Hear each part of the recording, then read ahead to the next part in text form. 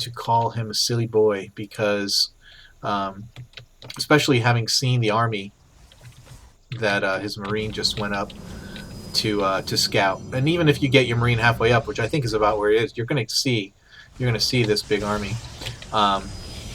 And even he looks like he's going to split it up and take some guys in the back door, but sorry, there's a bunch of cannons back there and another gateway, and you might probably this group is going to be able to take down those cannons, but not much else. So he has gas going over here. Still no expansion by Norud, which is going to be very disconcerting. He's getting some tanks out, and oh, now we see the charge. The cannons are down. He was able to draw the Protoss force out, and this is terrible positioning. Terrible by Katonia. He must not even be watching. This is ridiculous.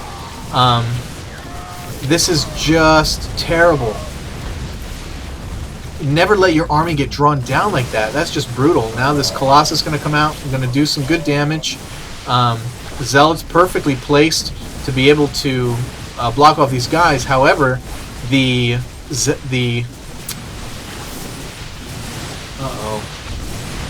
Colossus was too close to those Marauders. Were within range and able to get caught by those concussive shells. Well, I don't even know if he has concussive shells. Yep, he does. And it looks like Norud has really taken a big advantage here. Looks like he may even be able to take down... He's not engaging this tank, which it has siege. I'm not sure. He must not be paying attention. Where else is he looking? And look, are you guys fighting? Are you guys in this battle? What's happening? I guess they're just content to... okay, finally we got siege over here. We got Zealots with charge coming in, going to make quick work of these units. With that +1 upgrade, going to do very quick work. That's one of the reasons why I do love Zealots. I don't think you want those probes out there, brother. I'm going to send them right back into the other side. Again, Colossus coming in, and this time going to be just enough to take down those Terran units. But oh, and now the upgrade is finished, so he does have the extended range along with those Zealots. Going to be very formidable. But it looks like we're back to mining, and it looks like I would say the advantage is back with Katonia, if for no other reason than he's got 2 bases and Norud still has yet to expand. Let's take a look at the units tab. 10 Zealots and a Colossus to 9 Marines and 4 Marauders. Definitely a advantage there for Katonia. But he is behind a little bit on the units lost, about 1,300, and that's because Protoss units are stinking expensive. Back to the production tab, see the level 2 upgrade going down, another Colossus coming out. We finally have some medvacs and some Vikings out for Norud, and instead of expanding, he's just going to move his command center, his orbital command center, down to the expansion, which I guess is okay. But guess what, Norud? You're still only running on 1 base. So yeah, I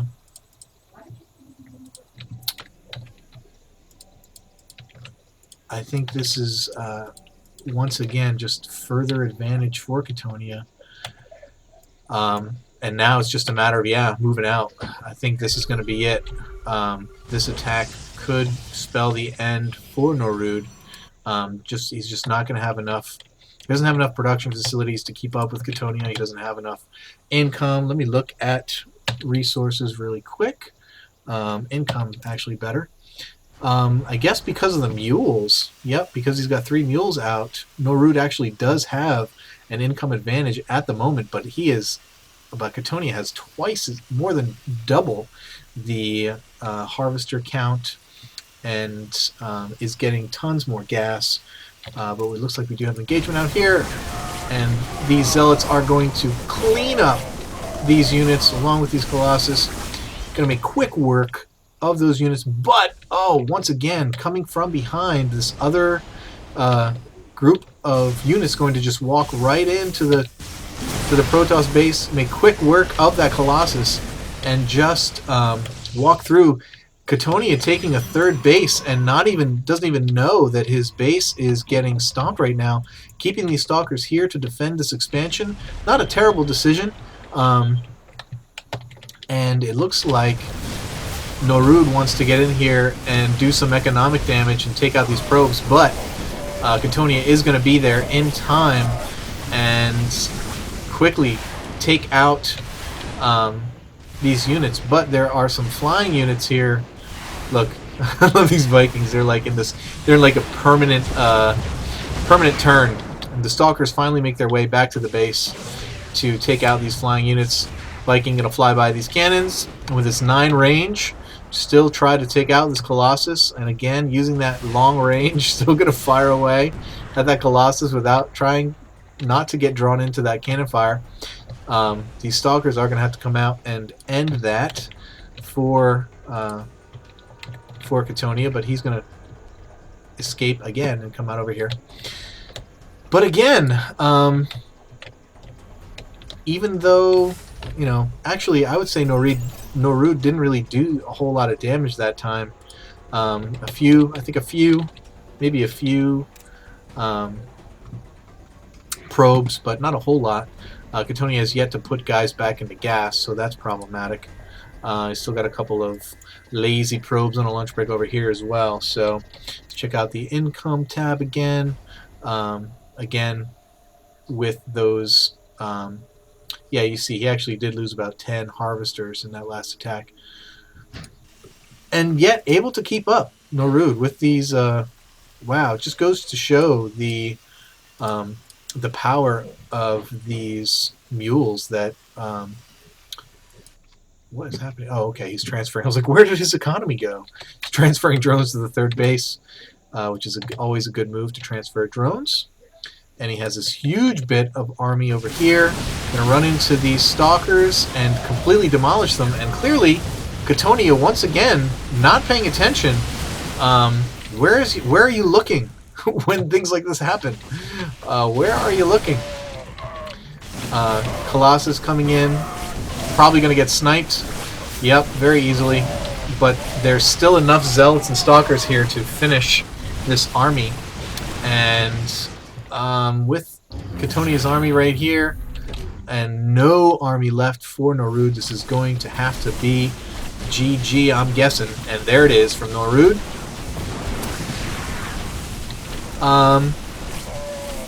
Yeah, pretty decent game. Terrible macro decisions for Norud, yet I'm very surprised that he was able to keep up.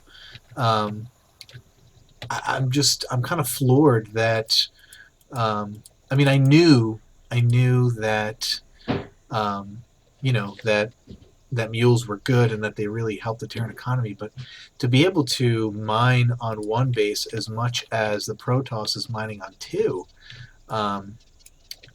is pretty impressive. Now, granted, Katonia didn't have a ton of probes. He wasn't completely saturated at both his bases, so I'm sure he would have had an advantage had he had 24, 30 probes at each base.